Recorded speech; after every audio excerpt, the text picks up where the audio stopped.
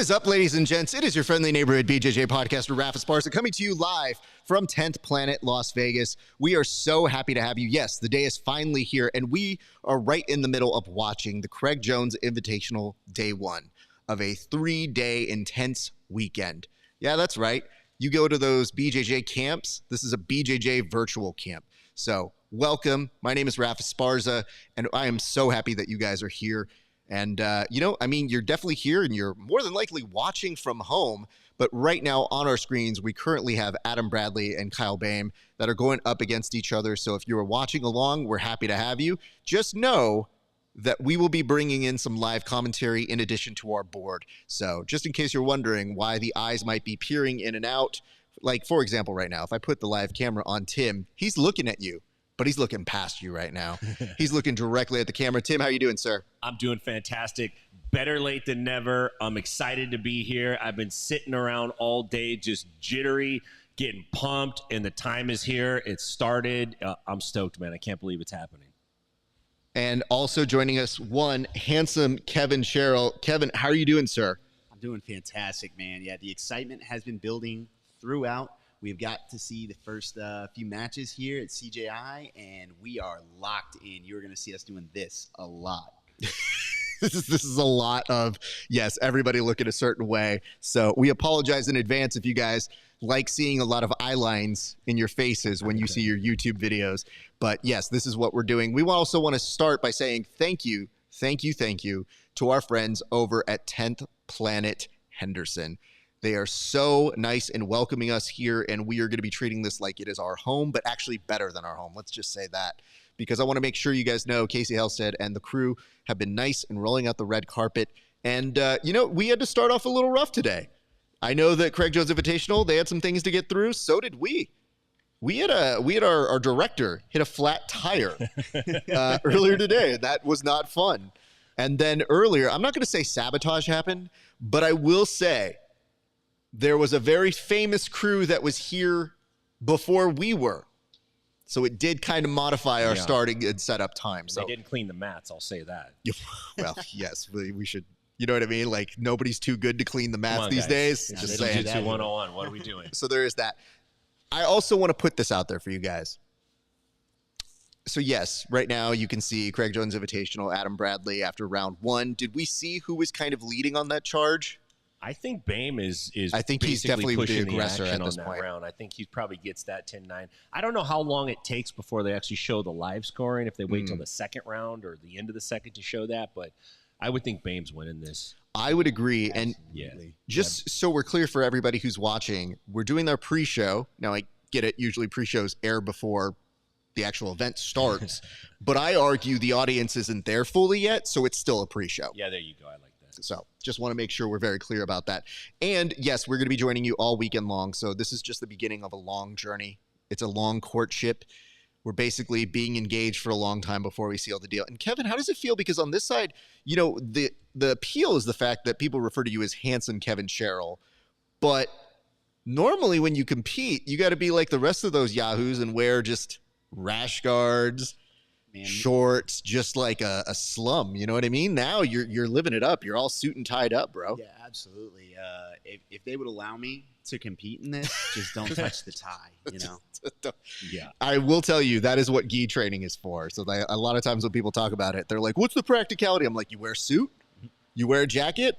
I'm going to take things a little bit down here. And I got to say, handsome KEVIN is 7.5 in the suit, man. 7.5. Yeah, okay. He walked through the door today. I was like, dang, man, that's a 7.5 right there.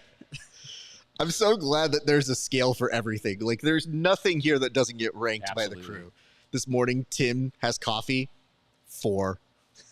You know what I mean? This donut gets you by, but he's a harsh judge, too. He can be. He's the French judge, for sure. He is. Yeah. I am not impressed with your performance. I think that's going to make you the Paula of the festivities. You're going to be super positivity throughout, KEVIN. Like, I don't know. I mean, he could have got that armbar that he was flying into. I hope they both had fun. All right. So we have a board to get to, but there's also one other topic that I wanted to kind of present before we got here, which is addressing the situation. People were asking us, hey, are you live on air yet? And a lot of you are asking, hey, Raf, what do you think of the proceedings so far? And I want to make this very clear. Do not text me and ask me that on social media. Talk to me here. This is where I'm at all weekend. If I don't get back to you, it's not like I'm hiding out. I'm very clearly here. But when people are like, hey, what are your thoughts about the event? Motherfucker, I'm going to be on air for 25 hours. You'll hear it. But yes, please do not message me on here. And if you do, don't expect to hear from me from like till at least Tuesday. Because Message me. You message him 100%. Talk to him. Hey, Raph, your wife wants to know where the salt is. Oh, fuck off. She knows where it is. Did you change the kitty litter? You know, the best part is that she was packing and we made some food last night. And she was looking at me. She's like, are you really taking some of the spices? And I was like, yes, I don't trust these people that we Airbnb with. Yeah. I want to make sure I have showed all up with a Tupperware bin full of spices. I had spices. We brought the pressure cooker. We brought the air fryer. And we got to work last night. So we are working off of very little sleep. And thank you, by the way, man. You made a whole refrigerator full of prepared meals already, which was pretty dope. Well, you know, I looked at what time we're wrapping up here today. Yeah. And one thing I've learned in my many years of coverage is make sure your crew is fed and well taken care of. So we're going to do our best that we can to take care of everybody. But additionally, we want to give some shout outs today. We are sponsored by our good friends over at Gold BJJ. They have sent us some wonderful gear, the least of which, if you were to say the least of which, is look at this Gold Sub Soap body wash. It is tea tree oil with added eucalyptus, peppermint, and coconut oil. Thanks to them, we were able to make this trek on out here, and we love and appreciate our sponsors, and we cannot thank them enough. I think now that we've taken those formalities, gents, it is time to get to the board. And look at this. I see this. I saw some notes. Wallow J said, sup players? What's up to you, fam? I see a note that he says here, I'm choosing you over the actual airing of the event. Keep it entertaining, fellas. I'm just going to apologize to you right off the top. I'm sorry, but thank you. That's actually very nice of you. It's a sweetheart move. I'm not sorry. By the way, I want to tell you, I don't know the deal that B Team has, but they are infiltrating my stream with Donald Trump election year coverage commercials. So, we're in the process of waiting for it to go by. So when we get the chance, if you guys could skip in, that would be great. So, and I look at this. It says, okay, Kevin busted out his JP Penny suit. Or JC Penny. Wow, look at that. The disrespect, sir. The Stafford brand. This is not a JC Penny suit. I don't know about that. And Wallow, I've never seen you in a suit covering. Yeah. Oh, Wallow hit me with that? Yeah, Wallow. That man has never worn more than a T-shirt in his life. Don't come for me, Wallow. He takes a mad gym self. You know what the best part? Wait, this is an interesting icing, by the way. To lift the rash guard and have someone be like, no, directly to the skin. My body can't deal with it. It needs the ice. Have it touch my back. We need our Stitch. We need our jiu-jitsu cut man. So speaking of which, they split on this one. He retapes your fingers between rounds. Yeah. Johnny Salsa actually gave that round to Adam Bradley, in case you guys were not watching that. So interesting. He's the only one of the two that ended up going that way. So doing that, and Egghead Warrior, who, by the way, is just literally over to our left, as well. Egghead will be part of our large correspondent team, many of whom will be calling in over the weekend and chatting with us. And I might have accidentally pressed a button that said Jake Watson's here. He is not. That is Kevin Sherrill. Fixed it. Done. All right. To the board. Gents, it is a packed weekend, and we should get straight to this. And the first topic, and I guess it was one that made all the news. Is this shit real? I mean, look at this. You got CRAIG Jones kissing Gabby Garcia yesterday. And a lot of people were messaging. They're saying, is this real? Is it not real? I want to follow up with one further question. Does it even matter? And I'm going to start on over with you, Tim. Your thoughts on the following here, sir. Well, it was an interesting face-off, and this is not the first time we've seen the move of one opponent kissing the other opponent as a way to try to get in their head. CRAIG Jones is either, a master marketer or he's legitimately crazy, and I'm leaning towards the crazy side at this point. He leaned in for the kiss, and it was, I think what it was is Gabby leaned in too, and then she's like, oh no, I actually do like this guy. And she kissed him, and then she did a girl slap like, I'm gonna get you. Oh, you're so crazy. Why did you do that, Craig? and chased him around the room, and he kind of frolicked off. I think it was real, and I think she got upset because she responded in a way that she didn't expect. For just a brief moment, she was like, "I want to kiss you." "No, I don't. Get away from me. Ooh, gross." That was the vibe I got from the video. Tim, I have to say, I'm so glad you took that to the levels not seen since Spaceballs, where it's just like, "I love you. No, you don't. Come find me, Princess Vespa." Like, that's the equivalent of that. Okay, so if that's the case, thank you for that. But I should ask this. In that case, does it matter, though, for you, Tim? Did it matter at all? It doesn't really matter. It's something to talk about. It's a board topic, so that's cool. I guess the funniest thing out of the whole episode is that she said, "You crossed the line," and I'm like, what kind of line is this? This is a itsy bitsy teeny weeny red thread with a little Hershey kiss on the other side and a note that says, "Kiss me, Craig, XOXO Gabby." I mean, there's no line there. Get out of here with that. Well, I'll ask this to our resident handsome one. Kev, where do we fall in this? Was that real or not? I am beyond impressed with Craig and the lengths he has gone to secure a date with Gabby Garcia.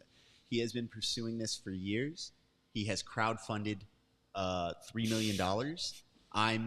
This is a rom-com. This is a rom-com. We are seeing the long, slow burn between these two individuals, and I'm rooting for him, man. I hope it works out between them. This is true love in the making. Fantastic job. Yeah, as far as what lines he crossed, I mean, you have to ask a question and say pick one, right? Which line specifically? You're gonna need to narrow it down. Like I feel like we're in the twilight zone at this point. Like if you're starting to feel a little squeamish, like, sorry, the Rubicon's that way, man. Yeah. Right. We're here now. So, you mentioned that, and you mentioned like, well, what is the line? Where did it start? It's the first line that I've seen goes like this. Like, yeah. Okay, cool. Because the other thing that I can't make heads or tails of here is, okay, were there boundaries that they said beforehand? Because if so, none of us were clued into it. You had people who were professing, no, it was real. And to me, I go, I don't know, man. It looked like a work. As a pro wrestling fan, I clearly can go along with things. But even if it's a work, I guess the intention is why. And here's my thought. Craig has been very clear about following the trends of ADCC. And just a few short months, he was able to get a non-entity, a non-existing thing, and to have it be neck and neck with ADCC in its long history of 26 years. And I think these are the things that cut the difference. So I think this was his way of saying, going into the big day, let's go for it. And whether he did get her consent or not seems like an odd topic. We're in a shootout here. It does look like we are potentially looking at a submission. Both of these gentlemen attacking legs here. Adam Bradley, if he's not initiating it, at the very least, trying to make a good stand for, I think, trying to get the judges on his side. It's going to be interesting to see how they score this last round. Yeah, he's made a real case. I do love this. Andrea Souza says, anyone here? Yes, we do have people here. It's specifically the hosts are here. This is pre-recorded. Yeah. I think you make a really good point about the line, and maybe what it is Craig is so good at redefining that line and moving it around that we can't stop watching it. We just want to see, like, oh, he got the Miata. Oh, my gosh. Oh, it's on this day. Oh, it's $1 million. Oh, he's going to fight Gabby. Oh, we gave her a kiss. And it's like wild. Somebody asked this in the comments, and I'm inclined to answer it, but it says, wait, isn't she married? That's a line to me. Yeah. I didn't know that. I'm not positive of her marital status. We'll get back to you a little bit later. Her significant other is okay with the promotional aspects of this, and they're okay with her fighting a dude. So, I mean, I think there's a lot of questions to be asked here. So I don't know what any of that is. But thank you, Jason, for that question. I think we have one other to feel out here, and it says, what do you think about Ryan versus Pena? So let's kind of take a moment for that one, and then we'll get back to the board here. Kevin, I'll start with you. Thoughts, interest, wants? I like. Oh wow, Adam Bradley takes it. Wow. Hold on. Split decision. Let's take a second for that because I was not I did not inclined see that. I didn't see by that that. happening either. Yeah. Okay. I got to go back and watch that third round, but I didn't see that. Yeah, I wow. had Bane winning the first two. I know that was not the case with all the judges. Well, I thought it was but okay. So I thought they split They did. that second round, but I thought Bradley only had one. Was he red They corner or split blue? With one of the judges, I believe. In Yeah. the second, Bradley won over one of. He the was judges. blue corner, right? I believe so. Okay, Yeah. because if he was red corner, then those were the two judges there. So I want to be very clear. If you're in the comment section, please let us know about Yeah, that. Help us out with that. But I'm going to come on over to you, Kevin. What are your thoughts on Pena versus Gordon Ryan? What is it? It's not Cinco yet. Yes. Quattro. That was the best way we could have segued to be like, does he know his Spanish? I don't know. Let's do a little test here. I hang Kev- out with a lot of Spanish speakers, and no, I don't know Spanish. So where do you stand on it, sir? I'm actually interested by it. Okay. I will maintain that Felipe Pena is the guy to beat Gordon if he comes in motivated and ready to go. Unfortunate circumstances in the last matchup that I don't think you can at all blame Pena for not wanting to continue, for not feeling motivated. He had a lot going on. I really hope he comes in and makes a statement and gives Gordon, frankly, the match I think we all deserve. That deserves strong. I don't think maybe the fight community deserves too much. Let's not get crazy. Yeah. But that we all want to see a competitive matchup. We want to see Felipe put his skills on display. We know Gordon Ryan is, as of yet, the greatest to ever do it. I want the challenger. I want to see that, I want to see the cracks in the armor.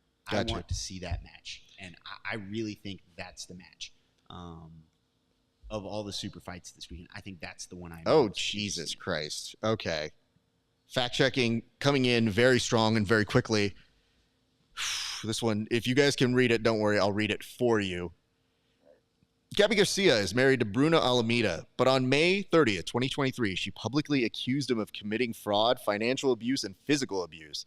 So some reports seem to suggest they are not together. Yeah. That's Okay. called a Brazilian divorce. Yeah. I would tell you this. It's just in this particular circumstance, I do love the fact that we have real-time fact check, but yeah. not just that. It's that Egghead essentially makes me concerned if he is AI. That was 100% AI responding to us. That was. And just being like, Gabby Garcia is married to Bruno Alameda. But on May 30th, 2023, she publicly accused him of committing fraud. And it says, oh, well, no lie. Well, no line crossed, then I stand corrected. Well, I'm glad that was the difference maker in this whole situation. Yeah. It's like, whoa. What her marriage status like? Listen, What her man say? if we start breaking down the ethics and lines of what goes on off the mats in the jiu-jitsu community, it's going to get real weird up in here. I don't. That's not formulas I want to start breaking out. That's not the whiteboard I want to have in any particular podcast. That's going to get real convoluted. That's not the path to the Olympics. Well, Doesn't happen that way, guys. I'm so glad we're so concerned about the path to the Olympics, by the way. So have we had a submission yet other than Nikki Rod? I think that's it. Nikki Rod has been the main submission thus far in. Okay, great. Gents, we're going to move on to our next topic, which is as follows here. And it is rules. So how does this all work? And I'm very glad that we're able to kind of give some insight into that. I know in the pre-show, they might have alluded to a few things, but our team here, we actually did get some screenshots from Miha Perhavik, who put up his judging criterion. So I don't know if you guys had the chance to look through some of these things. Were you able to look through some of the rules? I did read some of the rules that Mr. Egghead generously had printed out, and so I scanned through those, had a little chat with him, and got some insight on some of the things in the rules are interesting. Beautiful. Tim, start us off on this, would you please? Well, for one, I think the biggest difference here is that there's 3 rounds and there's rest rounds, and that it's a 10-9 scoring system. Traditionally, wrestling, judo, jiu-jitsu, the grappling-based martial arts have an accumulative scoring system. It's not a per round scoring system. So that's a little bit different. And it's not really something we've seen a lot of. Maybe there's been one-off tournaments that have done this, but I think that lends itself to being a little more difficult to crack in the beginning in terms of strategy. So that's definitely one of the major rule changes that are different in terms of the format that you'll see. The other is that they're doing open scoring, right? Which can also change the motivation of the athletes. I think the intent is that the athlete that's losing will, get a fire lit under him and go bananas. But, sometimes it has the unintended consequence of the athlete that's winning takes a NyQuil and just kind of takes a nap for the rest of the round and squeaks out the victory. So, those are the major ones. And then the trick here is the stalling. And how do you enforce stalling? They have referees and judges can make recommendations, but the referee has sole discretion. And there's some tricky wording in the rules that Ag had pointed out to me earlier this morning that kind of make it a little playable, where you can game it a little bit because the referee has some discretion. It says in some parts, then other parts it says it doesn't, and he has to put him in particular positions. And I think an athlete could argue that and potentially find an advantage in there. And these guys are always looking for advantages. The wall is tricky, so there's a lot of different aspects to it, but I think those are the two main ones that jump out to me in terms of the rules. There was a part of me that thought, as you were saying all of that, Tim, that it's like people have to look at the intention of the wall. Like, what was the wall's intention here? The wall is an actual person that gets put on trial at the end. It comes down to stalling, brawling, and walling. I think that's kind of how it works. You know what? If we ever have a bullpen invitational, stalling, brawling, and what? Balling. And balling. Oh, shit. If you ball, fuck, dude. If you look real clean doing it, we give you extra style points. It should be stalling, balling, and walling. There you go. All right.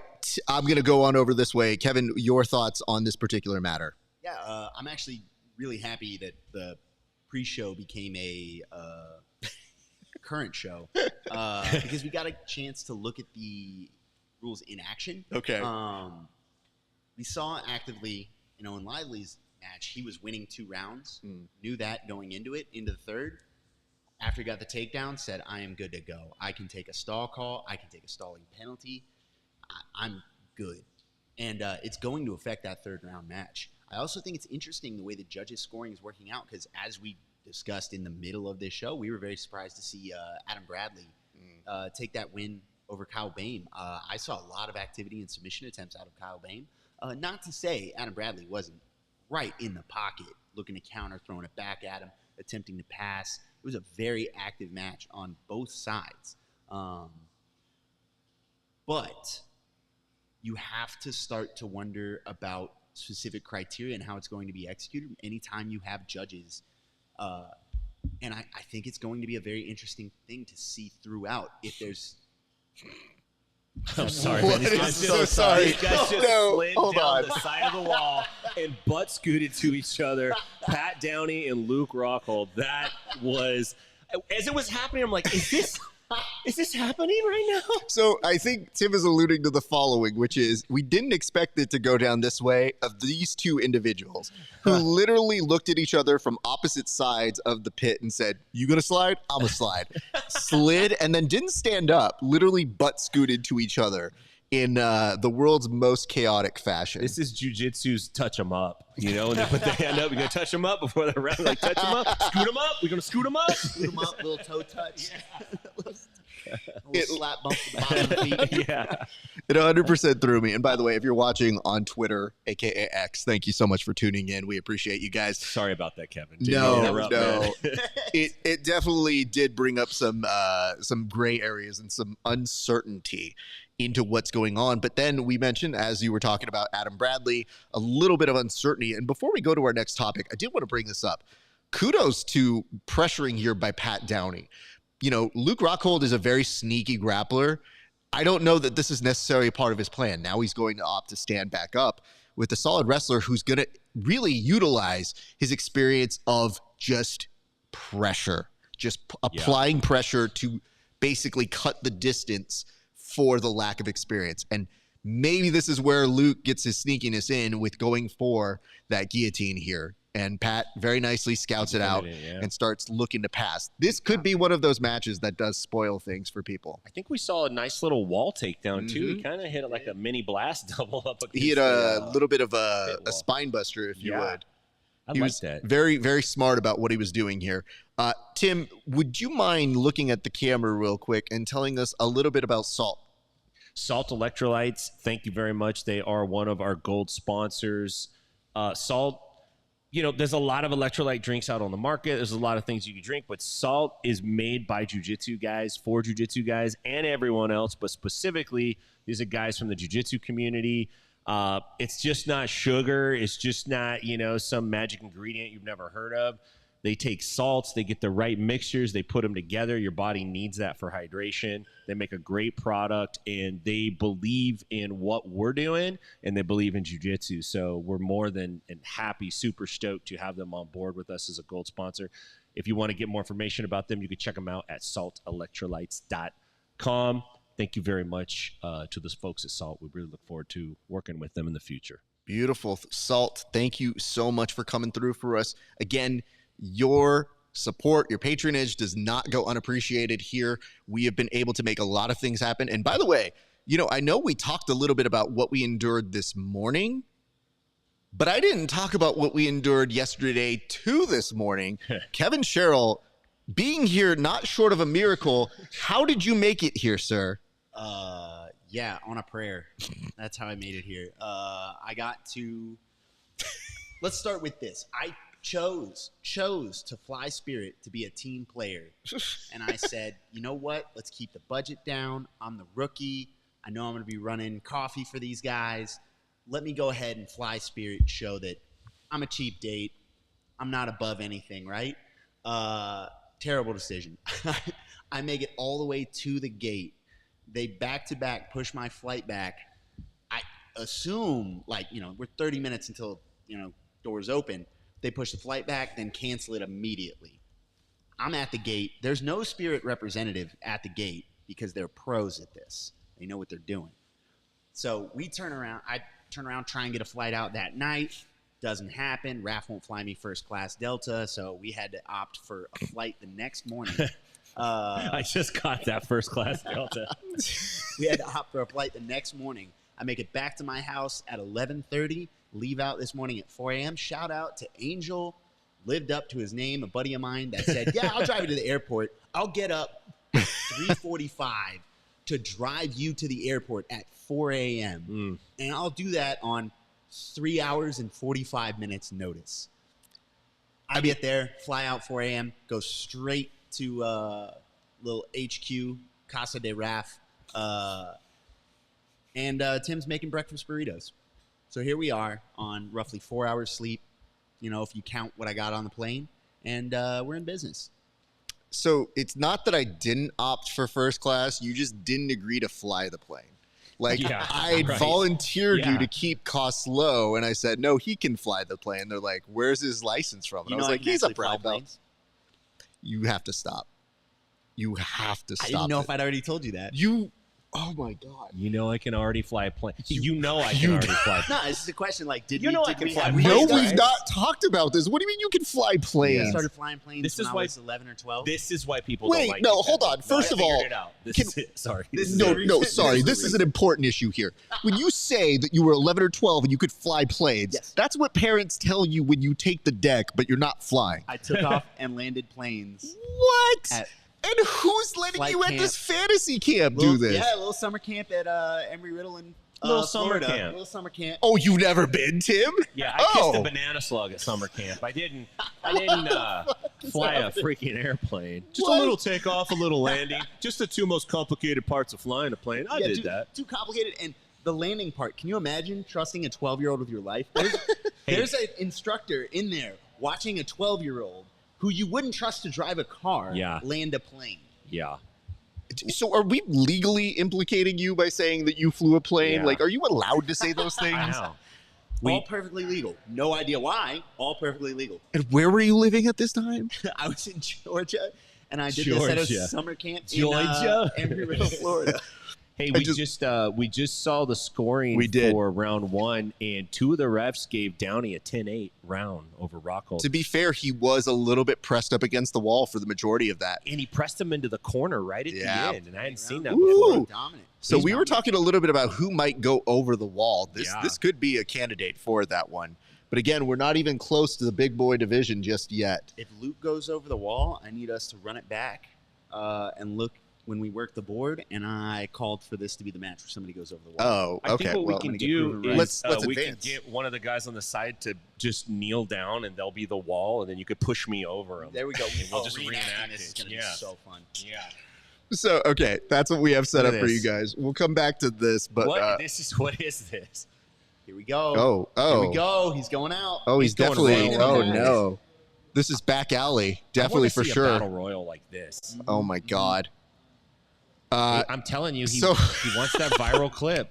By the way, speaking of viral clip, our social guy 100% just put in an update as to something that's getting clipped here, and I guess you could probably take an assumption as to what's getting clipped on the show. But yeah, I agree 100%. Where's the thumbs up emoji? Can't do that one enough. Yes. Okay, gents, let's press on to the next part of the board, which is. Oh, this one, you know, it's so funny. We've been talking about such good things here. We have to get into an actual news topic here. It looks like Seth Daniels is back. Now, how did this happen? This is an interesting perspective here because you would assume doing a death threat would mean maybe you don't get to come to ADCC.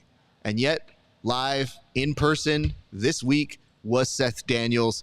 I'll start with you, Tim. Were you shocked by this, or did this seem like something that you thought might happen?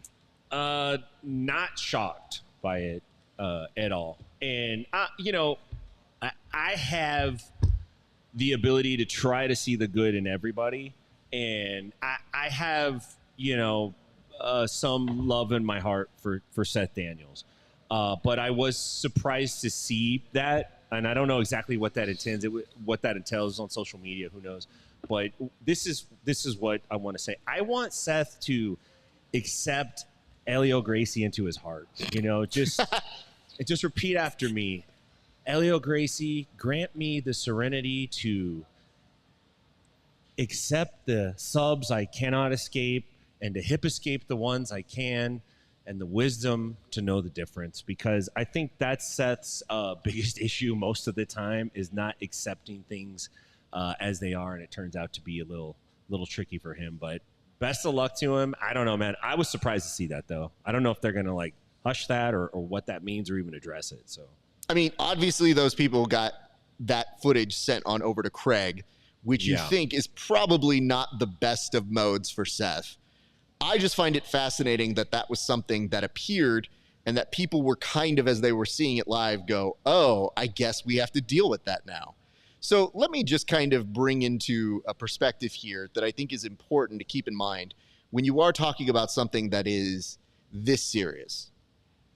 And I will say this, I'll preface it with the idea that, sure, if you're really looking at how this works, yeah, I don't know that Craig has a leg to stand on, because some of you in the comment section thought, oh, maybe him assaulting a woman or getting a no consent, where does he have a leg to stand in on any of this? Yes, this is a big morality play that we go in many different ways. But I think at its base, the concept of a death threat should be a no-brainer that that person is not allowed to be at the event. Nonetheless, ADCC did not put out a public statement ever. If you have lasers, you have to get consent. Then you could do a death threat. You got to ask them first. Can I threaten you with death? I am not surprised, but I think it does highlight a huge weakness in our sport that we should address in an incredibly real way. So I think that we need to really address how we look at this, because at its base, downplaying it and not thinking about it or just saying it is what it is not an acceptable answer. And I really do feel like, yeah, even if he was in jest or did anything, in reality, it was a public relations move. And that, yes, it was meant to just have him lay low. Yeah. Upside, though, is that meant he didn't say anything stupid for 2 months, which you know, kind of works out. Some kind of record. But in terms of a actual sport, an embarrassing moment and a black mark for ADCC, I would say. So if I were them, I would address that in a much more realistic way, because if they had a press conference or they actually had somebody interviewing Mo, that should be a question. And that would be the one that Dana White would try to just bully down. But it is worthy of consideration, which is, why did he get allowed back? And I would like to hear an answer from that. And if he does do it in a live format, it might get lost to the ages. That's still not representable for growing the sport. All right, let's go to happier topics, because we here should probably be on the happier side, but I feel like that's one that can easily get lost in the fray.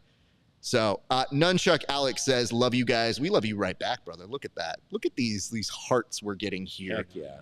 What up? And it says, has Mika Galvo power to beat Gordon Ryan? Kevin, I'll start with you on that one, because I don't know where to even heads or tails any of that, sir. Does he have the power to beat Gordon Ryan? The legitimate question, has Mika Galvo power to beat Gordon Ryan? I added the because I think that's closer. But has he power? He had power. He had power? I think he had power too. He had power. Implying that the trick to beating Gordon is power. Because Gordon's never fought a strong guy. Right. I think Mika is on his way to establish himself as one of the greatest to ever do it. I think he's already made a case where he's what? He's super early 20s. Yeah. Yeah. And he's already built a resume that he could retire on. Yeah. He could just be done, and we would never stop talking about him. I think he's on his way to being one of the greatest of all time, if not the greatest. Gordon Ryan is, solidly 60 pounds heavier than him. Let's calm down. Let's all calm down a bit. That's a tall ask. It is a tall ask. Now, what's great about today's show is we do kind of get to work out some kinks. And one of the kinks that we have to work out is the fact that, yes, you would kind of want our news crew to be there already. The issue is this, and I don't know if you guys are prepared for this, and it's part of the reason why we're having an extended preview show here. We might not be done until midnight. So I think I'm selfishly keeping you guys here. Yeah, you don't want to be alone the because rest of the day. recognize the minute you go, I lose touch with humanity. Like, it's legitimately 100%, oh no, I might be on my own. So we hope, Andre, we answered your question. And Salt, electrolytes, thank you, fellas. Thank you again. We cannot tell you what it means, especially when you have unexpected expenditures like flight cancellations. And I have to tell you this, to me in my head, there was no way we were going to do this without doing our damnedest to make sure that Kevin got here.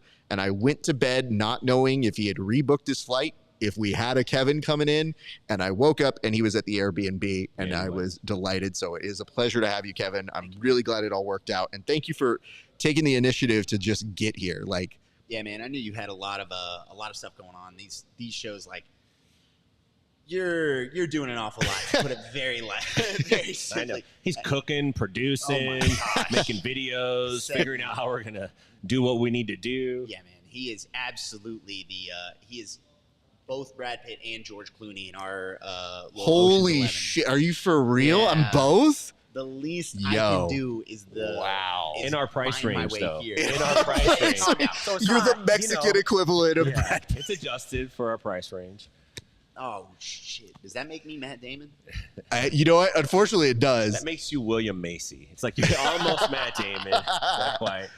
Gents, we're approaching the end of this match very shortly, and I have to tell you, it does look likely that, yes, Pat Downey can advance. So if he stays out of submission danger, but the reason why I brought up the time closure is that estimate they had was based off of every match going the distance. Right. And so far, we have one submission. The future is now, people. So we are hoping on the under 80s to come through for us. Yeah. And just some other information here that we did get. Egghead in the AI comment section said, Luke Rockhold's hand touched the top of the pit. should have received a warning. Second offense is supposed to be taking a point. Now, that's such an interesting rule that I think in the future, though, there should be a high tribal council, and we should basically push for Egg to be at the top of that next year. Yeah, agreed.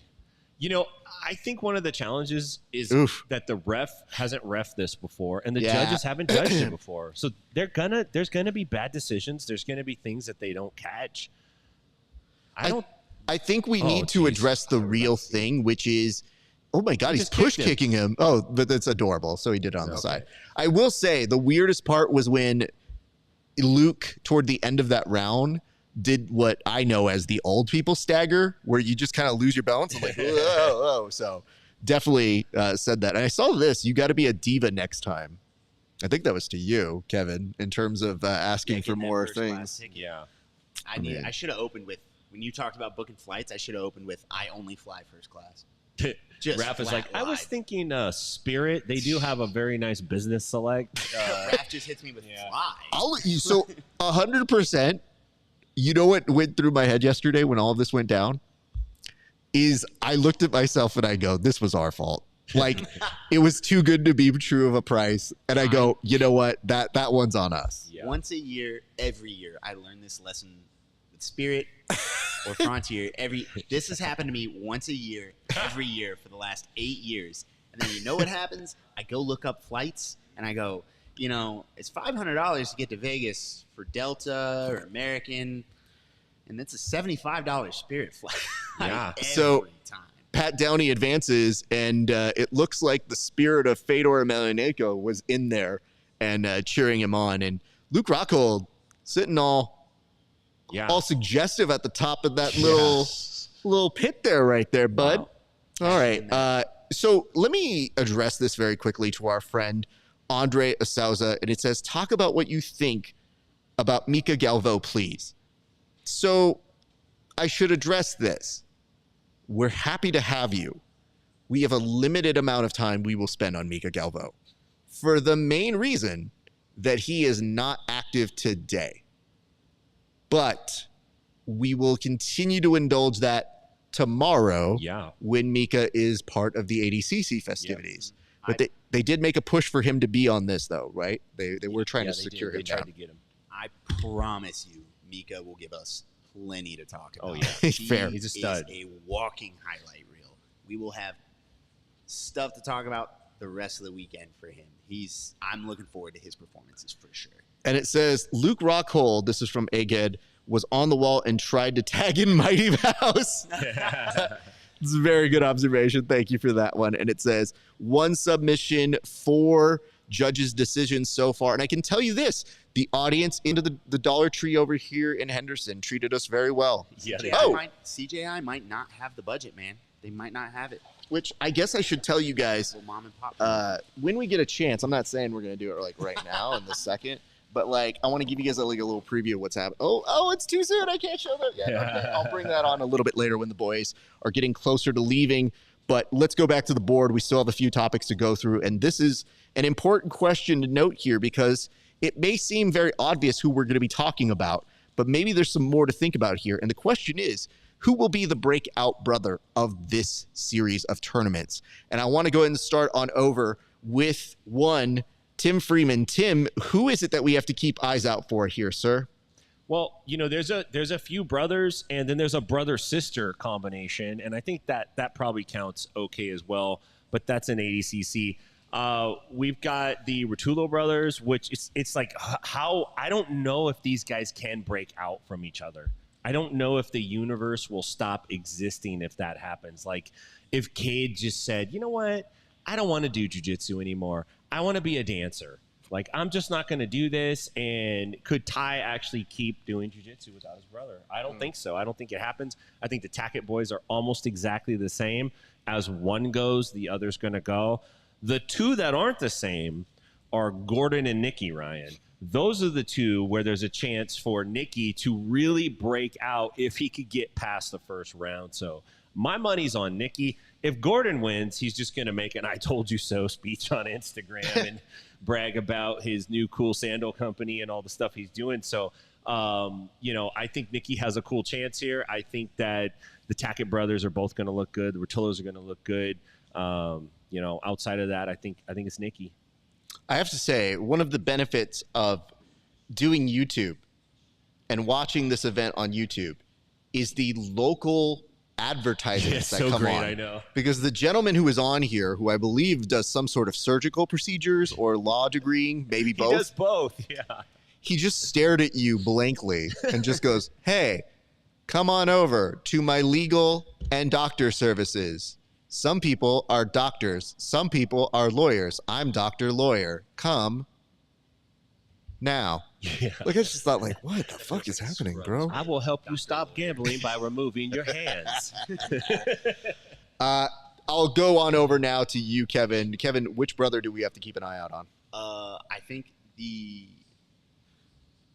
of all the brothers, the one that has the most potential as far as his skill set and the matchups he has in order to be the underdog for the longest period of time, wow people with impressive performances, has got to be Andrew Tackett.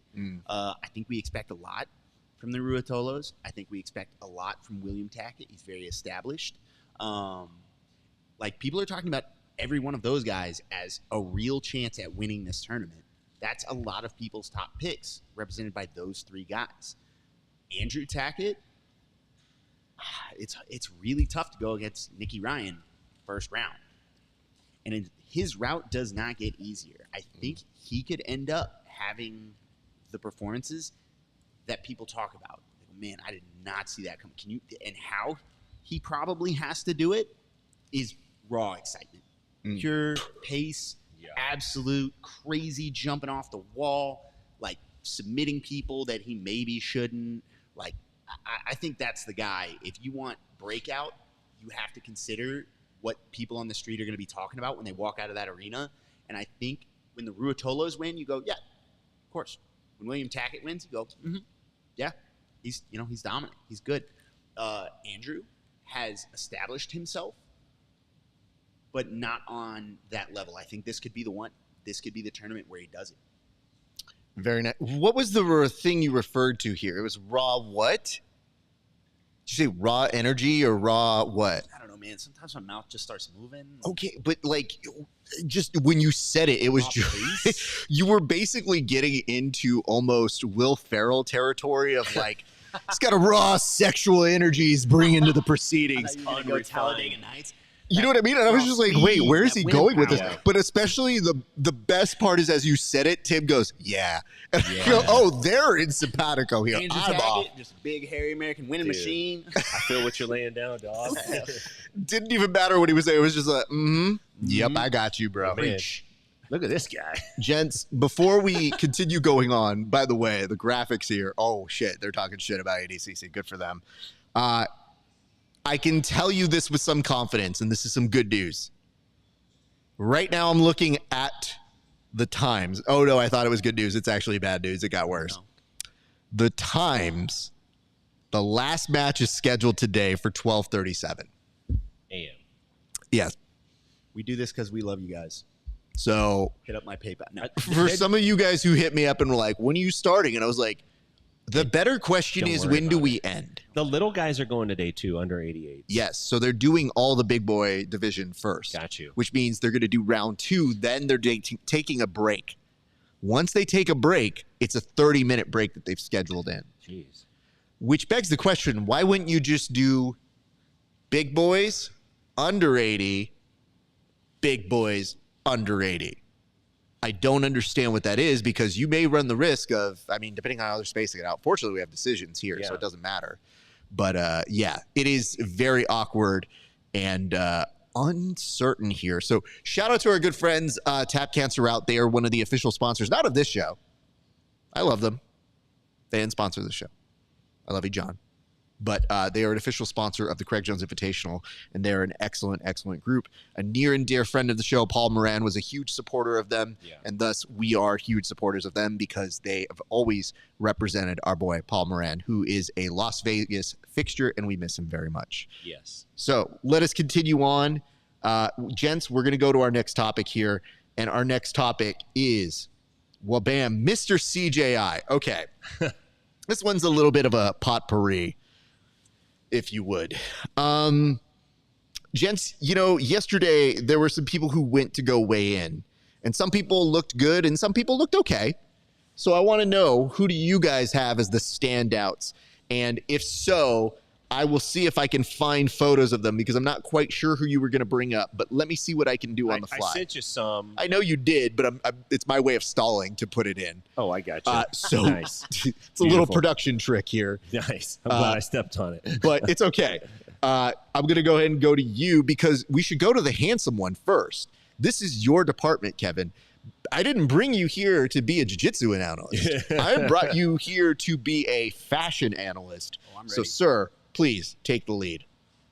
I need you guys to know, Raf did not know it in advance this is where I was headed, but we're going to talk about branding. We're going to talk about fashion. We're going to talk about sticking to what the fans want, what the fans expect, and what is expected of you. Majid Haig being the only guy in the minus 80 showing up in a T-shirt, because that's who he is. He is Mr. T-shirt.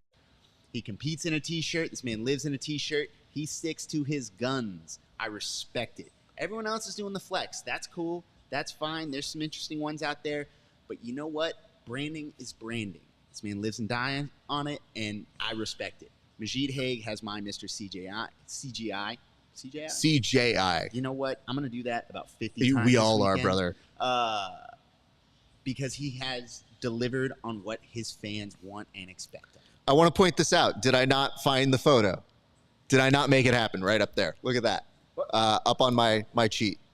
Oh, yeah. Oh, nice. Made it happen, guys. Man, he's You quick call with these it. He's things quick out. with it. Let me see what you got. Tim, I'm going to go to you right now. Who do you have for me? I'm just looking at my little cheat window here.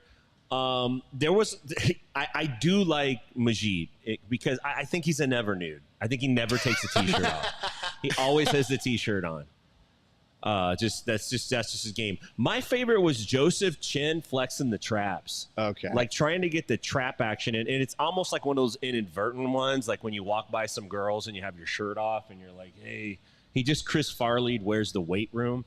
If you look at that shot of him, I like how he's standing on the podium. He's got the #1 sign. His mullet is perfectly imperfect. I think they cut each other's hair on the B team. I really do.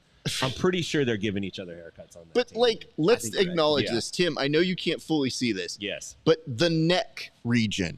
It's freaking pretty big, dude. He it has looks neck photoshopped. implants, actually. He has fillers put in there. Yeah, the neck and the traps are not proportional to the wings. You need wings. You need lats if you got traps, man. The lats and the traps go together, but Chin is skipping the lat pull down day. So you He's can't just doing see shrugs. what I'm about to do here, but I'm going to focus in specifically on the region that you were speaking of here. So let's go to a shot that gives you the majority of this. So this is pretty much all we're looking at here, which is I'm going to put him over your body and see if this kind of matches up here. So look, this is Tim. That's his shoulder width.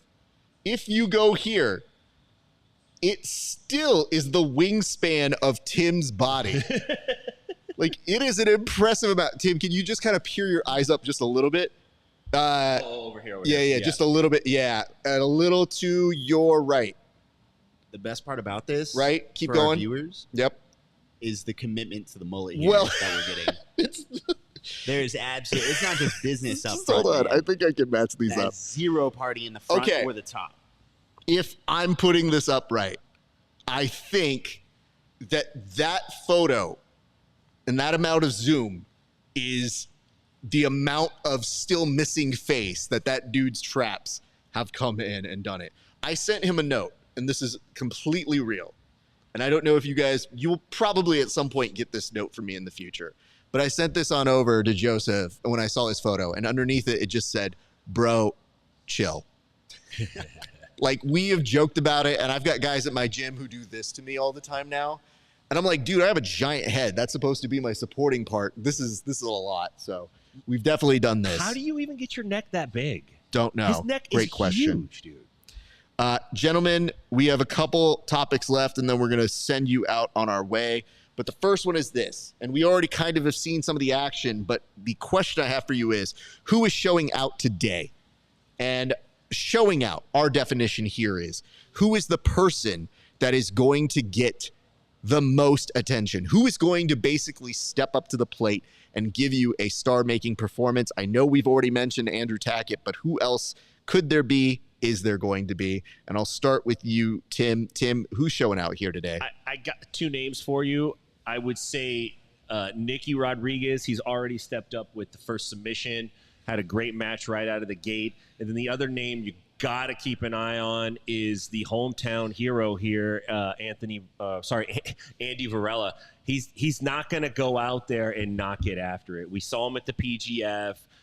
Every single match he was pushing pace, pushing the rules. He is a habitual boundary pusher when it comes to competing. So I wouldn't be surprised at all if we see Varela try to push somebody over the wall, through the wall, have somebody reach over and help him pull somebody out, come back in on a match that's not his. I think he's going to be 100% after it. So yeah, that'd be my pick, guys to keep an eye on, man. You can't take your eye off of Varela, especially in a format like this. Copy that. Kevin, who should we be keeping an eye on here today? A simple group, the wrestlers. Oh. I think based on what we've been seeing, the wrestlers. I think people are underestimating how powerful pace, being able to dictate, being able to control, especially with simple activity scoring in this rule set. I think people are underestimating. They're thinking typical, the wrestler comes out to Naga New Breed, or the wrestler goes out to ADCC trials and, he doesn't know anything about footlocks. There is $1 million on the line here. If you think world-class athletes like Jason Nolf didn't take that seriously, you are really counting them out. I think if you give these guys too much advance notice, you're looking at some really nasty matchups where most of these guys are not going to be able to dictate to the wrestlers at all. They're not going to have time to breathe. I think we're going to see some startling performances out of some non-jiu-jitsu based guys. We've already seen it with Pat Downey. It's fair. And we're going to see it out of Jason Nolf and anyone with a wrestler base. I'm going to butcher the last guy's name. It's okay. Just the wrestlers. They go by one thing. Kirk Vliet or something like that, yeah. I've been butchering I think that is the name, but I've just been like, yep, him. And I think we're going to see Downey and no, who fought in the match right before Downey? Was it Bradley and Bame? Yeah, I think so. I think it's going to be Bradley and Downey.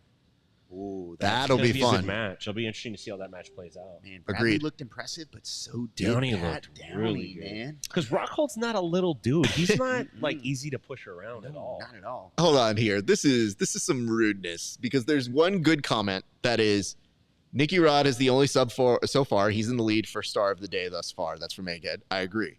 But the state champion and D1 wrestler touts the wrestlers. Surprise. So what? I want to point this out here. We also got a note from our Instagram where somebody said, "This is why I'm here between matches." And that happened as we were putting the photo of Joseph Chin over Tim's face. So I'm glad we were able to bring some entertainment and levity to the proceedings. And it says, "I heart Iowa wrestlers," from Bender Martial Arts. Hey, Jason Bender. I also want to give some love to our friend The Dream, who's tuning into us, but he's kind of busy right now. Yeah, he is. The Dream is there. And guys, we just had a huge upset. Wow. Lucas Kennard taking out Victor Hugo. Who I think is feeling his emotions right now. I mean, you have to figure that's the first reaction you've had to, I'm not going to win $1 million, really. He was legitimately, I think this is the difference between ADCC and this competition, and that's something you haven't seen yet, which is everybody comes in dreaming of being an ADCC champion, but they understand maybe it's just like you're a Olympic hero. You get a great moment, you have a moment in time, but you get 15 minutes of fame, and that gold medal is everything to you. Yeah. Now you sweeten the pot by saying, hey man, you didn't win $1 million. And I think that's going to be the reaction you see from people. Because I can tell you this, I've lost some matches in jiu-jitsu, but I've never lost a match that was worth $1 million. Yeah. So I feel like that is one of the things that we didn't quite know what we would see until we saw it. And yikes. And Hugo had to be a favorite. He was a huge favorite. Yeah. Had to be a huge I felt favorite. like on that side of the bracket, he was one of the main dudes to beat. He was a guy to look out for. Not 2 hours ago, we were talking about predictions, and I said, you're going to see Victor Hugo in the Yeah. I Good know. thing we started late. Lucas When you Kennard. talked about who's going to have a breakout, I was like, Wow. I debated when I said before the wrestlers, my other option was Victor Hugo. I will bet would've my been Spirit incredible. Airlines flight Yeah. home. It's Victor I'll tell Hugo. You, my Yeah. Spirit flight home. I was like, you know what's a lock? Victor Hugo. Well, what a What a great match. moment for him, for Lucas Kennard. I mean, taking out somebody who had that high of a profile, especially, could have been incredible at ADCC as well. And the cards worked out for Lucas. So if we're talking about who's showing out right now, Lucas Kennard is in contention for Star of the Day. Got it done faster. And hold on, gets us a little bit closer to midnight, everybody. So made a Lucas fan. Kennard is the star of this show thus far in. So happy to bring that news to your attention. Ladies and gents, we have just a couple things left. And yes, we did get some gallery comments. So this is where we take comments that are either out of pocket or are from the community. Have you guys sent me any of these? 'Cause I didn't see any. Did you send any? I screen capped some, but I guess I didn't get sent You to you. didn't send them to me. How about No. you send them to me real quick, and I'll look. I'll take some time to respond to some questions while you do that. Perfect. And it says Wallow J, and it says that's because you live and die by your handsome branding. You get it. So You get yes, it. you get it. Guys like us get it. guys like us. Signed WJ. I want to bring this one up, and it says, "Are you going to broadcast the ADCC?" Now, that's a heavy question here. Let's address it in That's parts. flow grappling. That's like the worst narc ever. Well, right there. hold on. You got to tell me if you're a cop. Number one. Number two, this is the same person that was asking about Mika Galvo. So let me make it very clear. Mika's on tomorrow. We will be doing an fight companion where you will see zero footage airing from either the Craig Jones Invitational or this. Ooh, look at, oh my goodness. I love this. But you will get commentary and expert analysis and shenanigans and antics. And some potential interviews and fun Yeah. things. Like, you're not getting nothing We're with gonna us. talk about it. But I love when people are like, yeah, but what else are you giving me? And I'm like, it's free. What else you got? Like, bro. Is Mika there? Can you get him on camera? Well, I want to be like, we gave you handsome Kevin. Is that not enough? Yeah. Tell this man to his face he's nothing. Okay? Yeah, give my therapist some work, guy. My ego needs a little bit of checking. Light me up. All right, so I'm just going to do this one raw dogging it on without any preview to it, but it says, will we be able to view the matches even after airing? Man, I'm a dumbass wedding. I'm at a dumbass wedding and going to miss large portions. CGI official Craig Jones, BJJ. And that came from J Jelly 1900. So, Kevin, what do you think this dude was thinking when he put this up? I'm not sure what he was thinking. I think he was thinking maybe people weren't going to see it, and I saw it, and I'm King Hater.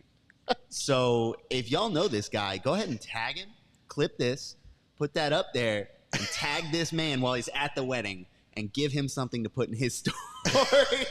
Yeah. I don't know whose wedding he's at, but he don't want to be there. Can I very quickly point out something? And this comes from love, Kevin. You know when Ja Rule had a concert Yes, I and know what 50 you're gonna Cent say.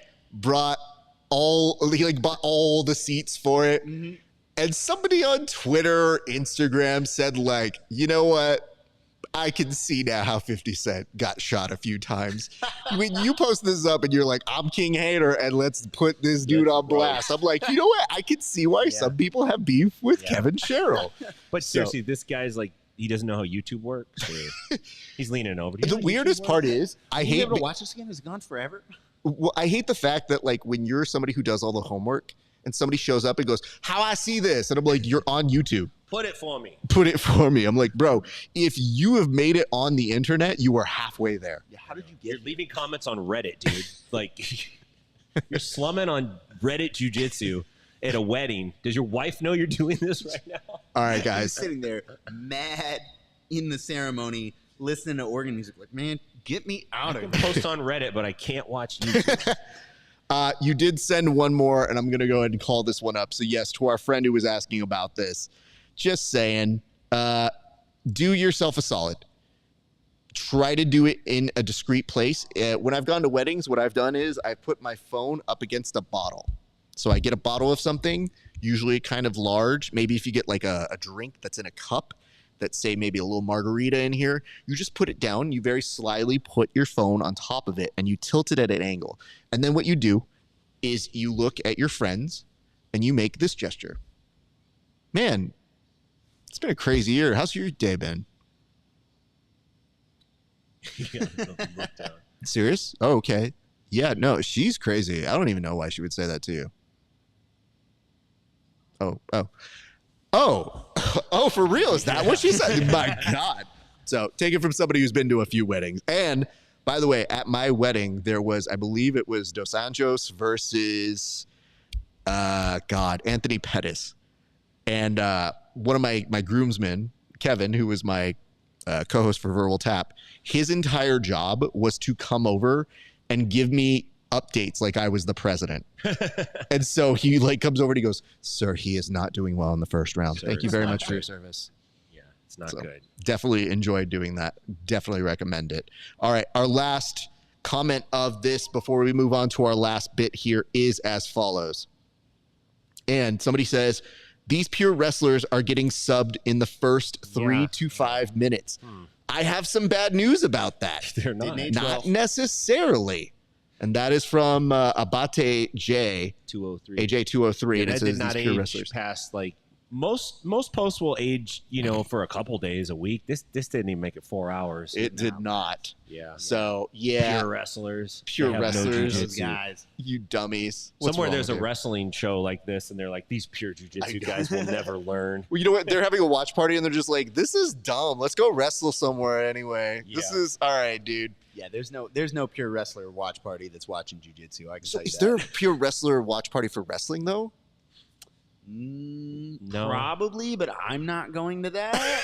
I don't want to get staffed. So I don't want to get stabbed. Get I've had out of people here. go like, "Hey man, you want to come over and watch the Olympics?" I'm like, "No, I do not." You have to Hard wear pass. wrestling shoes when you go to the Oh, yo. Watch, when I was in college, we would watch UFC fights. I don't think we ever watched wrestling. Interesting. Not I don't think. We never watched wrestling. In high school, never It's hard to watched find. wrestling. It's easier to Fascinating. find now. It was harder to find. Yeah, then, for too, sure. Flow Yeah. grappling Yeah. wrestling had just kind of become a Is thing. flow wrestling better than flow grappling? Is there some sort of thing? Do we know that for but I sure? don't know. I don't know if it's the same. Yes?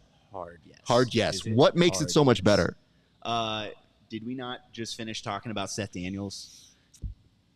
So there's not a wrestling version of that somewhere? No. Oh, okay. Because they. I mean, I'm sure he's there, but it's way worse in jiu-jitsu. Oh, I think they okay. have so Way many more worse. reps in wrestling too. Like there's so many wrestling events and tournaments. I and- just feel like they have their shit together more than we do. Oh, Like yeah, we're they the do. bad news bears, and we just basically are like, you know what? They tried really hard. And then in flow, you just go like, oh, they're charging me a lot of money, and I don't know Yeah. that I want it all the time. Yeah, there's bad dudes in wrestling for sure. There's bad dudes in every sport, but there's something about it being a scholastic sport where people expect like a certain level of Yeah. like not death threats. So hold on.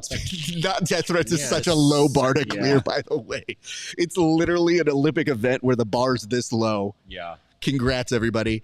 Jason Matlock says, who watches wrestling? I tried watching the Olympics wrestling, and it was meh. Well, okay, hold on. It depends on what you're watching. Because if you watch a Greco match and there's not a lot going on, it could seem like two dudes like hugging, trying to pass each other in a hallway almost, and they both keep going in front of each other. But there's some freestyle that's really exciting. I did don't know hear what you that, were yeah. watching, but there were some great freestyle matches. Yeah, there are for sure select matches, select Yeah. athletes who are absolute just Yeah. phenomenal must-watch bangers, right? We have like a couple highlight videos of of Kamal Bay. His highlight video is just insane. That dude was made to launch people. Hmm.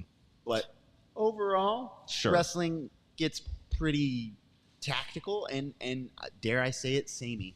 It's very samey. Yeah. Well, I appreciate Yeah. that. Gents, we're going to get ready to close this on up here in a few seconds. But to our inside crew, Ben, I'm just going to call this out. Do we have like snacks of some sort? I like just bars. Give me some sort of like. Bro, he's already wearing out. How No, are I'm you not gonna wearing. make No, 11 bro, hours? I'm preparing for you leaving. So like I'm debating: do I have you guys hold down the footage, the airing, while I use the restroom, or do I restart the most stream? Definitely. You know what I mean? You definitely want to leave us here without you. Yeah, you can do that. We're gonna discuss some things. So the other one that we got here is still in the comment section was, man, Luke Cockhold getting ragdolled by a C tier wrestler with 61-40 win ratio is embarrassing. Not necessarily. It's in a pit. It's 3 rounds with a 10-9 score. It's different, man. A C tier wrestler, bro. I need to see your highlight video. Run it. You think he's insulting Rockhold, but he's actually insulting Pat Downey. Right. I can't believe C Luke would tier. lose to a bum like that. Bro, I The wish man I can was a wrestle. C-tier wrestler. You know For what real, I mean? I'd dude. be real happy I wish with my that. wrestling was as bad as Pat Downey's. What? I mean, Yeah. there's a lot of things Pat Downey's been on my show. I could say a lot of things about Pat Downey. I don't know that I'm leading with like his wrestling is okay. He's got an A-tier mullet, C-tier wrestling. Jesus. And by the way, who comes up with these rankings? Like, is this Yeah. like an FDA ranking? bro. I It'd be didn't like, know there were oh tiers. no, it's Bro. it's a B grade What's meat your tier. tier list, right? That's a very good point. C tier, B tier. What? Yeah. About to be like, well, you're only with A tiers here, so Yeah. I don't even know. I can't see below A tier here, fam. Just telling you. I don't know. At 7.5, I think I'm a C plus. We've upgraded you in the You're time like- since. You're not C-tier. You're probably like bottom B-tier. You know what I mean? Mm. Gatekeeper for B. Gatekeeper You're the for B me. gatekeeper tier. Man, don't try to compliment me anymore. That was rough. Stick to the insult. I would say you're a gatekeeper for the B level guys. I'd say you're like a low B if you're wearing a suit. Like, don't, just stop complimenting me. God. You start blushing. I can't take it. I love it. So let's do this, you guys. The last topic we have on the agenda before we send you guys on over here in a few is, what kind of advice do you have for the people at the Craig Jones Invitational? I'd like for each of you to take a few seconds out of your day, out of your time, out of your mind, to go ahead and give some advice to the folks who are competing at today's tournament. And I'm going to go ahead and start with you, one handsome Kevin Sherrill. All you. Advice for the guys competing. Yeah. Man, take the break. Hype these guys up. Tell them Take what the they break. need. No, I'm just playing. Yeah, man. Shit. Did you not prepare for this one? This is a tough one. What do you mean this is a tough one? Give them I advice. thought it was for guys at CJI is what it was. And I was like, oh, like fans. I was going to tell them to move up a couple. No, we already did. We did fans on the other show the I other day. know. I thought So we you were thought we were jumping- going to do the same topic Yes. again? Bro, No, the way it's not you how this master works. this show is you answer the question you want to. Yeah. You just give them an answer. Amateur, I'm listen. just overwhelmed by like the man. I'm going to give Okay. advice. You just to lost them, that like, 0.5. listen- This is not Yeah. attractive, Kevin. This is not attractive. Sorry, dude. this is B tier level This is at like- best for right people- now. bro. All right, Come Tim. back to me, come No, back to me. no. I'm going to come back to you. Yeah, there's no more of that. Tim Freeman, the footage is now going on you, sir.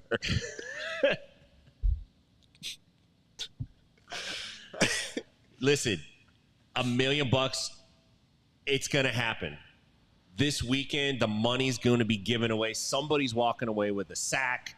Now is the time for you to grab your proverbial sack and make it happen. All your Instagram posts, all your interviews, everything leading up to this, but this is where you got to do it. And I promise you, if you don't do what you think you want to do, you're going to regret it. You're going to think twice about it. You're going to try to figure out how to get back in, and you might not be able to get back in. We don't even know. Craig says it's going to happen again. This might not happen again.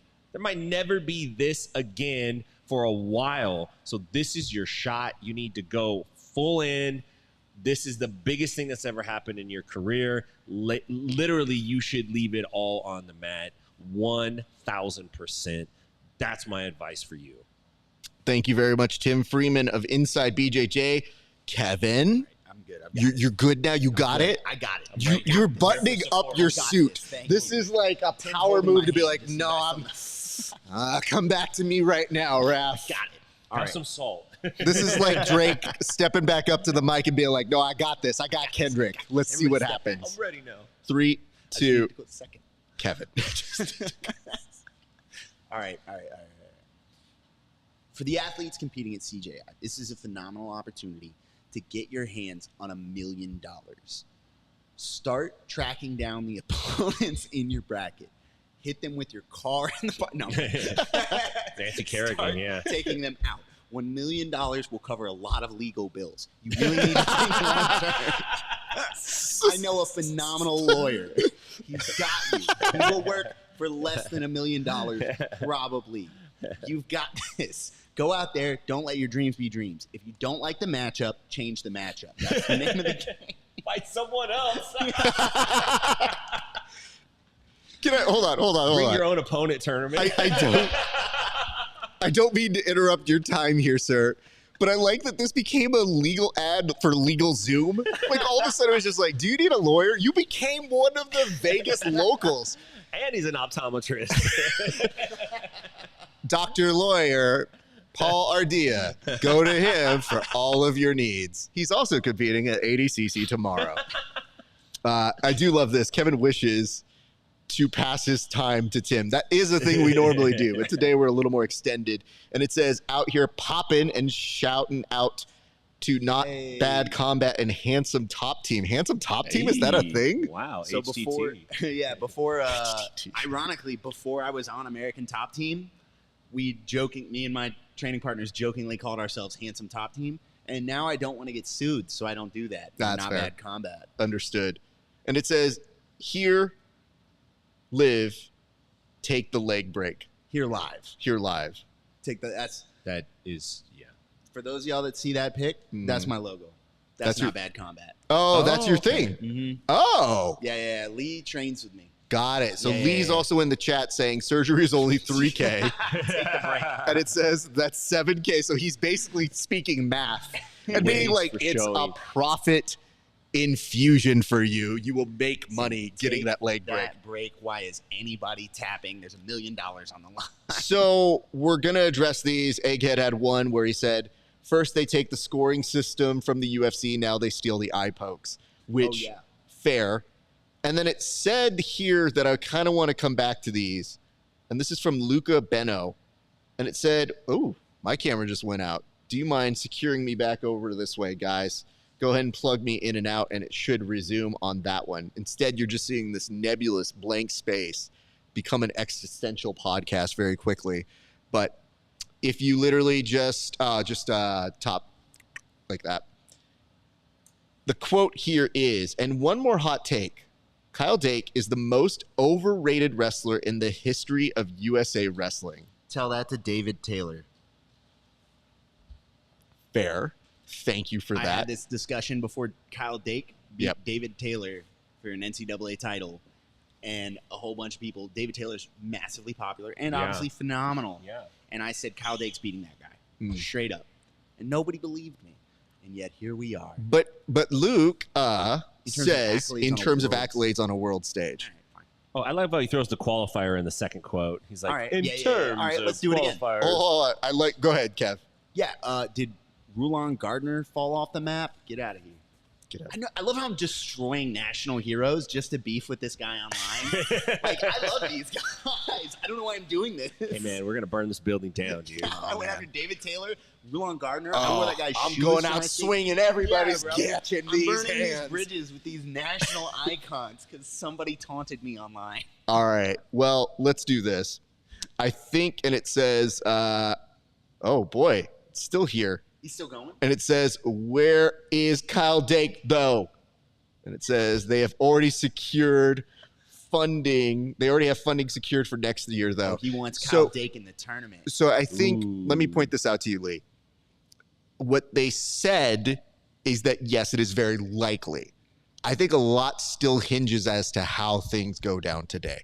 So that is why we need your support. That is why we need you guys. I mean, listen, this is normally where I plug for us, but I really do think you should be sharing the CJI stream. It is free. This is unprecedented. And I have made a prediction, and I'm hoping I'm right, that CJI is going to hit 1.5 million today. And then on tomorrow, they're also going to hit 1.5. I am estimating these 2 days will hit 3 million viewers. And if they did, that is game-changing for the sport. Now, originally, we saw that more than 75,000 people, Isaac, at one point were tuning in at the top of the show. I believe, just like the audience in the crowd, that is going to continue to build. So I'm very hopeful that that only happens if you guys like, share, subscribe to them as well. And then while you're at it, like, share, and subscribe to this show, because we'll take the residuals. Like, promote them, promote us, because we're stoked. And not just my channel, the Grappling Hour. Go to my boy Tim Freeman's channel, which is Inside BJJ. And as we're giving some shout outs, we also want to give some love to sponsor that just came in, like slid it under the radar right as we were going to press. So we'll have more materials from them appearing on later shows. But we're super stoked to have our friends over at Inverted Gear supporting us. We love them. I love their Panda logo. I love how much they've been ride or die for the cause and the community. We are so happy about them and all of our gold sponsors who came through for us. I've said it before and I will continue to say it. The show does not exist without them. And, you know, we're very happy to have them and all of you watching. So thank you so much. And it says, oh no, it says that Japanese guy ragdolled him on Olympics. Okay. Yeah, he's talking about Kyle Dake. Yeah. Oh, yeah. Okay, so he lost in the Olympics. Look, there's nobody on the USA wrestling team wrestling in the Olympics that's overrated. If you're saying that, you are a hater. That's just pure, and that's okay. Just be a hater. I hate on stuff. It's fun. It feels good to hate, but don't try to. Hold on, wait, Tim, figure out the message first. Yeah, it's fun to hate. And we all like know. hating, man. I'm down with it, dog. Hating. I'm so here for hating. I dedicate Sundays to hate, man. I get it, dude. I dedicate to my gotch and my hate. Yeah, those are my two things there. I get it, but saying Dake is overrated is insane. Yeah, it's kind of crazy to, as I just did this about Roland Gardner, and David Taylor. It's kind of crazy to go after people in the Olympics. Yeah, the elite level. Yeah. Yeah, I would agree. Last couple things, and it says thoughts on Ted Zulanov. I don't see anyone beating him in the next 10 years if he stays injury free. He's talking pure wrestling now. Yeah. You know what it is? And I'll say this to you, sir. Well, hold on. Let me take this one. Sir, are you lonely? Because this is the right demo to be with right now, and I'm here to help you. Like, we're also writing ourselves off as a nonprofit for therapy and talking with people, so I'm happy to reach out here. But, like, some of these are dickhead comments, not necessarily to us, but to, like, major wrestlers. And then some of these are just like, no, man, but I got some analysis I really wanted to float you guys' way. Because you know what might not exist? This show for wrestling. Bam. So we welcome you. It's a crazy week. I knew we'd get some folks who aren't necessarily just jiu-jitsu people, but it does tell me that you have nowhere else to go to talk about this for wrestling. So we welcome you. But I will tell you this. You have to be aware of what you're getting yourselves into. It's like sitting front row at a comedy show. Proceed with caution. So it does say that. This guy should get together with the Mika guy. Just have a conversation and they can both just ask about what they want to ask about. And it says it's better than second place in ADCC no matter what. And it says early thought on the broadcast team and pace of the matches. So the beauty of doing this is that I can't hear the broadcast team. I know Brandon McCatherine is crushing it, and period. They're doing. Isaac says they're doing amazing. Brandon's gonna crush it. Brandon's always going to do amazing. Matches could be better. A little slow. A little. We've had a couple of really high-paced ones. We've had a couple of slower ones, but we are in the plus 80. And let's be real. You are mentioning what I was going to bring up, which is, yes, the big boy division was going to be the weaker side, the B side, if you would. We're going to get to the A side very, very quickly. So I like this. Hello there, new arriver. What is this show about? Life, man. It's about life, adversity, overcoming haters. The different arts, martial arts, fights, funkin' dudes. Basically like a Netflix show for youth. Street overdressing fighting. in jiu-jitsu. Overdressing in jiu-jitsu. And it says, raising each other up. my bad, you're correct. They have my full support. And it says, I've shared the stream and will be sharing your stream on every platform that we got. Good, man. That's what we like to see, you guys. So here's what I'm going to have you guys do. I'm going to have you guys man the coverage here for a second while I depart to use the restroom. Okay. And then we're going to send you off on your ways. So do what you need to do while I do a number 2. Beautiful. Okay. Sounds good. Thanks. I appreciate you giving us that information. Maybe we can get a play-by-play on it. You know what? If I bring the microphone into the broadcast, if I brought the microphone into the broadcast booth, I don't know how pretty it would be at the moment. But I'm going to let you guys kind of take the wheels here and chat with the people. So have at set, gents. Right on. I got to bring something up. It's been a consistent thing happening throughout this broadcast, right? I don't know if you've noticed this, Tim. My chair keeps breaking. We need a chair sponsor. It's wild. If I lean back, I'm gone. Right? Oh, yeah, I see what I'm going straight through the back. Yeah. I'm going straight through the back. I don't know if I'm like too broad for the chair. Maybe that's the problem. I don't know how swole I am. You have to sit up straight. Yeah. It's really hard to do. Core active. You got to keep your core. I wear a girdle, and it keeps me like really upright. That makes sense. There we go. I got one of those Office Depot worker guy weight belts. You know what I'm talking about? The straps. Yeah, they go, I'm wearing suspenders tomorrow, and you guys just think it's fancy suspenders. Yeah. It's one of those. It's holding me up. Therapeutic suspenders. Can I wrestle in this? It's a new singlet. Let's see who wins this match. This was it Ignacio Santos and Pedro Alex? Yeah. Yeah. Man, Pedro Alex is huge. Yeah, that's a large man. Oh, he lost. My gosh. Wow. I didn't catch a lot of it. I'm not going to lie. Yeah, it's kind of tricky to engage, with the people at home and also cover the action. Yeah, dude, we were really getting into that back and forth with Luke and it was Luke, right? Yeah, Luke and Lee. I will go shot for shot for you guys the whole time. I have a problem engaging people. I'm here for it always. Yeah, can't run from the troll. 100%. I can't. I'm not one of those guys that can set my phone down. Yeah, you can bait me every time. Yeah, every time. Got him. 10 out of 10 times. Yeah, so far I feel like the pacing is a little bit slower than what I expected it to be. I don't know if it's more of a function of I haven't really seen any stalling calls made yet. And it looked like there was a couple times when there clearly could have been a stalling call. There was one I saw versus Luke Rockhold in garbage time, a minute left and it's all over, where Luke just stayed on his back and they stood him back up. But no meaningful ones that I've seen. Nothing that's impacted the score yet. Although I think that was the first instance, that match, Rockhold Downey, where we saw the first and second rounds, Downey was ahead 10-8. Yeah. Which, should there be a mercy rule? Like if you get 2 10-7 rounds, you just tech the dude, like that's it? Like I think they should ask the athlete, "Hey, man, you want to continue? Do you want to keep doing this? You think this is gonna go your way in the third, or like you maybe want to change things up?" They should have it shouldn't even be like a formal option. They should have like a, "Hey, buddy." Yeah, what if they could have an intervention where like an actual CJI intervention specialist, he just and Jean-Jacques is stepping. Oh, he's gonna do an intervention. Oh no! And he steps in and he's like, "Are you sure you want to do this?" And he lays out basically what could go wrong. I will not train with you anymore if you could. Like the challenge flag that they throw. Like it should be just an intervention flag. You see it go out there, they just stop the middle of the round, and he comes out and he goes, "Listen, man, I just don't know that playing guard on this guy is going to work out for you. Yeah. Maybe we stand up or maybe we just call it." They bring your wife and your kid out. And your kid pulls out a note and he's reading it. "Dear Dad, I just wanted to tell you this. I will love you no matter what happens. But Please if you keep pulling guard, I will cut you out of my life completely."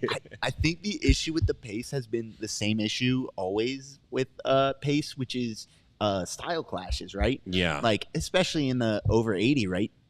Almost everybody wants to be on top. There's been 3 matches that I think were pretty exciting. You've got Nicky Rod. You got to give him credit for the sub. And then that Adam Bradley match. That was exciting. Oh my gosh. And Victor Hugo getting subbed. Yeah. And it's where you saw someone willing to pull guard and get right to attacking. I think the Downey Rockhold match was interesting in that it was happening to Rockhold, and it was entertaining in that respect. But outside of that, I don't know. I guess I thought they were going to be more aggressive. Yeah, on stalling. Yeah, and we don't, as spectators, we don't tend to get very excited about positional play, right? No, like that's not us. at all. Yeah, like Yeah. we don't want the positional play. So it's one of those where like if they're jockeying to see which guy who doesn't have a guard is going to end up on bottom, like you're gonna see a little tough grind match, and it's not really on the athletes. They're trying to put themselves in the best position they can be to win. Right. It's on the stall calls. I actually think what they should do for the larger divisions is instead of basing it on activity, they should base it on excitement.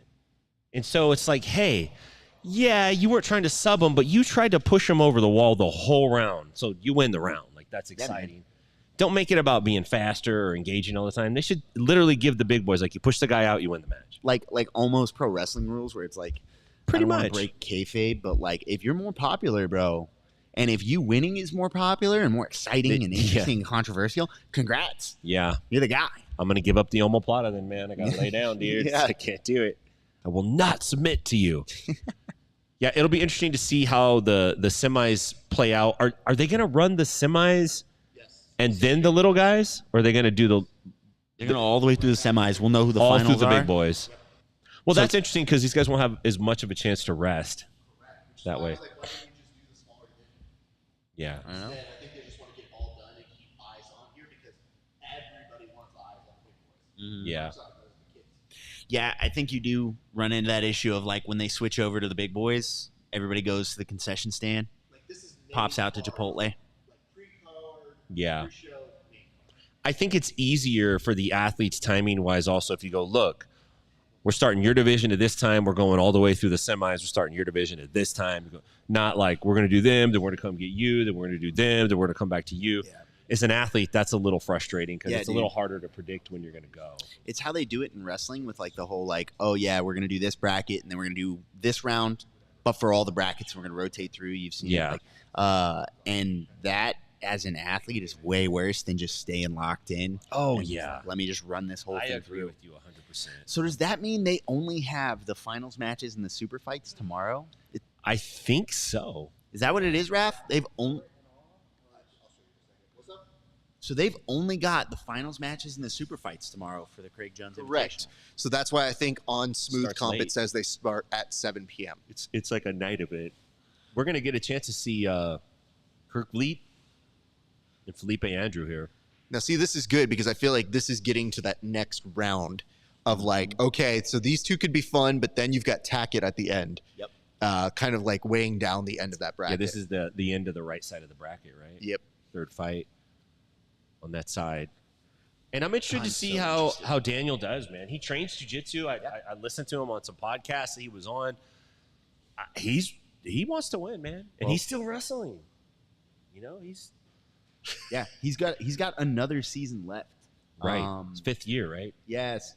Some people were talking about like, oh man, I'm surprised like He's doing Cale it. Sanderson's letting him do this. His coach at Penn State is letting him do this. I'm like, It's $1 million, $1 million, dude. He Like, probably told him, like, I'll give you some.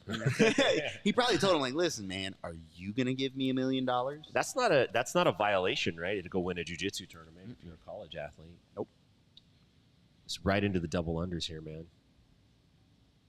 Felipe Andrew's like, Gracie jiu-jitsu. Push the arms. Bro, you have disengaging from the guard. This should theoretically be a stall. Be a stall. I don't think Jason Herzog he hasn't called too much stalling. Yeah, I think Or is that Shaolin there? maybe they changed the rules in between rounds. They get in the ref's ear and they push him a little bit. Yeah. Hey, bro, don't be afraid to call It's stalling. entertainment, man. Yeah. You got to do that. You got to have somebody who's actually paying attention to the competitive product, who's going like, hey, you know what? This is too lax. Like, we actually need to do this. That helps, I think, protect the integrity of it. Dude, not to plug our boy too hard, but like that is something I've really liked about the PGF, even though it did not benefit me last season. Like that stalling call, buddy. Brandon's always been straight up with, hey guys, I'm selling entertainment. Yeah. I'm not out here trying to put on a jiu-jitsu tournament where we find out who's got the best jiu-jitsu. I am trying to sell entertainment. I'm trying to put us on the map. I'm trying to do something for the fans. If Yeah, you are becoming Caesar, and just at the end of every match, he just looks. He's like, "Well, he got tapped out with a triangle, but I like him. He wins. He loses." I mean, he's my guy. My guy. it's things that are happening, dude. Like, you got to do that in real time. Like, it's not a democracy over there. Felipe Andrew just shot a triangle. I recently, a bunch of my guys competed in a tournament where they were changing rules on the fly and they were just making things up and giving advantages over to other guys, competitive advantages to guys that weren't us consistently. And it's pretty infuriating. And I was thinking about it when I was like, man, every season I've been on the PGF, they have changed the rules on the fly. Sometimes big stuff, sometimes little stuff, whatever. And it's never really bugged me. I've been like, man, that's crazy. And we just keep it moving, right? Yeah. We had like the executioner that like why am I blanking on his name right now? Caleb McAllister hit in season 3 that they changed to 6 points. And like a bunch of things they changed on the fly. And like, don't get me wrong, we argued for competitive advantage, but it's not nearly as aggravating when you know what is expected of you. You know it's for the fans. It's not for you. Yes. And I think what bugs competitors the most are the inconsistencies when you're like, hey, this is what we said, but we're doing something different, but we're not doing it across the board. And we're not even telling you why we're doing it. We're just doing it for this guy right now. You lost. Go home. Yeah. That's when you feel like, okay, what are we doing? Yeah. There's an expectation of like, oh, okay, like I'm entering a tournament. Here are the rules. Here's the rules we're playing by. Yeah. PGF season 6, we did the first day, and then Brandon hit us up. Not even the next day, right? He didn't even make it. He hit it that night. He hits up and said, hey, we're making changes. There's a rules meeting tomorrow. Yeah. New rules. We're playing by new rules. And everybody went, all right. We just buckled in because that was the expectation, was we are putting on a show. And he said, last night wasn't as entertaining. We're doing something different. Kirk Let's in a triangle. See if he can stack out of this. He still got quite a bit of space, but I wouldn't want to be there. You can slam in submissions. I wonder if that's got to be a consideration because he's I don't want to not get picked up by him. strength. Yeah. I think I just saw him. What did he threw up 405 in a. Jeez, that's it. Deadlift. Yeah. I know, right? And he was like, I feel pretty good about that. Like, you know, I haven't lifted for a while, and I was like, that's what you do when you're not I'm lifting? trying to get those Joseph Chin traps. For real. I'm like, I feel like if you latch onto that guy, you're going for a ride. Yeah, absolutely.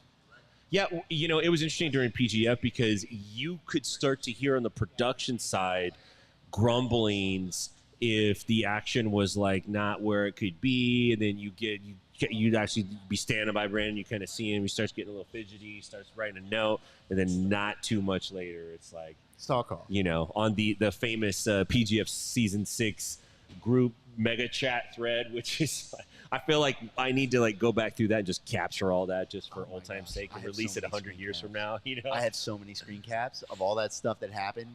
It was so great. Oh yeah, it was amazing.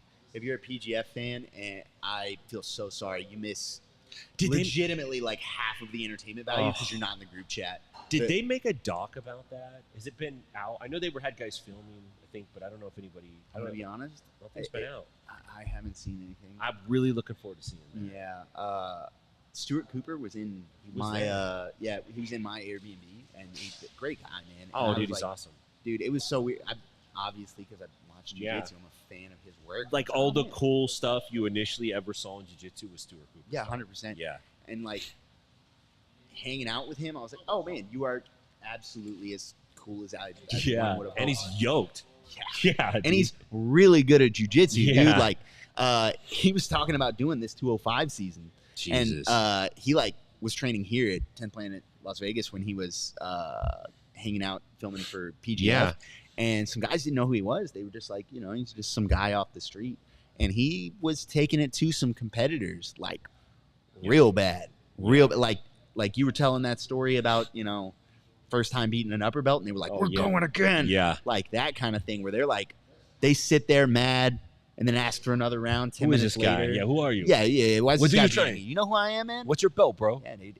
Andy's got some monster competitors here. Man. And like, yeah, Stewart's taking it to some big names. You would be surprised. In some ways, you would be surprised. And that's...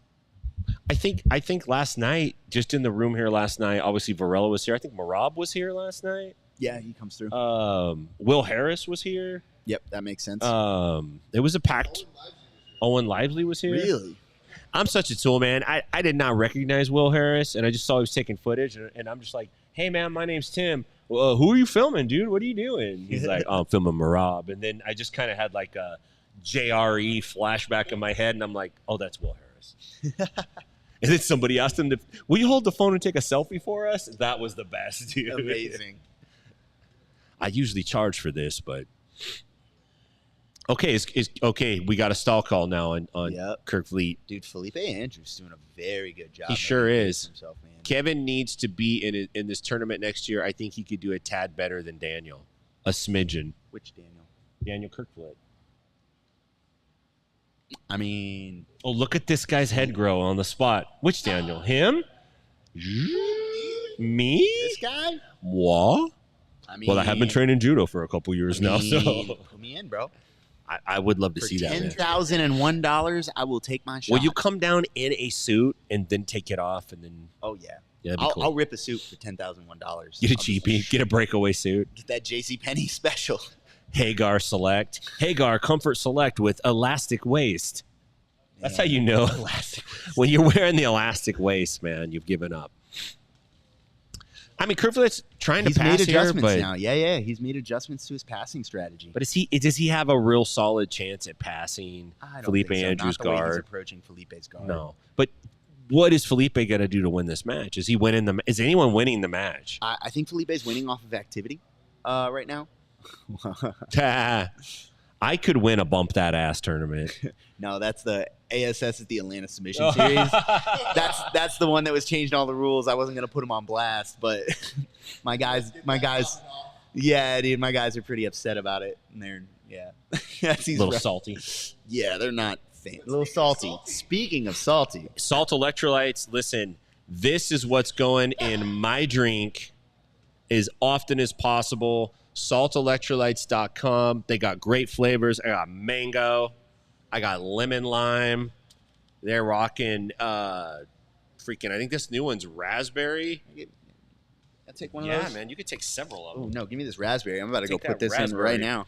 Yeah, man, salt electrolytes.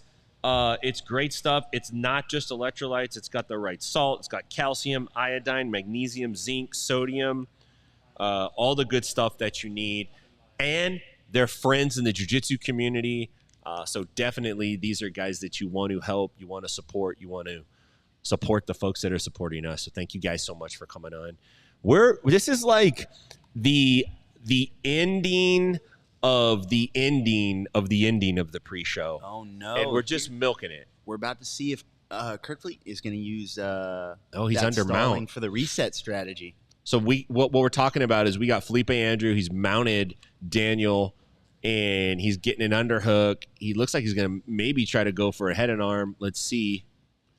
Let's put that pinky out, son. He just got his knee in, man. Oh, nice. He's going to wrestle up. And Andrew just accepts it. Yeah. He kind of took the oomph out of that, didn't he? He kind of did. It's like, dude, you had mount. Like, yeah, I don't need it. Whatever. I'll get it again. I'm winning. It's open scoring. What if a tournament worked like this? You got points for the positions you won, but they got deducted if the player escaped. If you got to side control and they regarded you, you lost. I like that a lot. You lost a point or you lost half of it. Talk to me, bro. I like that a lot. Right? We had a discussion about adjusting an EBI rules tournament for if you ended up creating a large enough score deficit. They don't, like a very specific, what do they call it, like a mollywop rule? Yeah. Yeah, adjusting it, same thing. But as far as innovating the scoring in jiu-jitsu, I would really be down with like... Start taking points away. Yeah, dude, because how many times have you seen someone get passed and then they just are like, well, I'm down 7-0. Yeah. It's over. Can't win. And the guy, or I think this is worse, to be honest. The guy puts himself, tucks a little foot back in half guard and then repasses and foot back in half guard and repasses. Right. Start spamming. Yeah, and just racking up the points. Screw that, man. You don't get the points if you don't keep them. Every time you get regarded, you lose it. Yeah. You can't gain points for it as the bottom player, but you can take points away. Yeah, I'm actually into that. I'm into that a lot. Cool. Yeah, you get somebody's back for 4 minutes. When they escape, those points come back off the board. That'd be cool to see. So we're in between rounds here. It looks like both all the judges have given both rounds to Felipe. Only so 10 far. nines. Yeah. Only 10 nines. So, I guess he's still in it, but this is a tough one. It's interesting to see the ice pack in use in between rounds because this is not like, if you watch Greco in between rounds, the coach has a towel and he's air fanning you, which I love. That's what I would like to see in here. And then freestyles, a little bit of that, a little bit of arm rubbing in between rounds, You don't see anyone putting the cold ice pack on anyone in wrestling. No. It's like an MMA specific thing.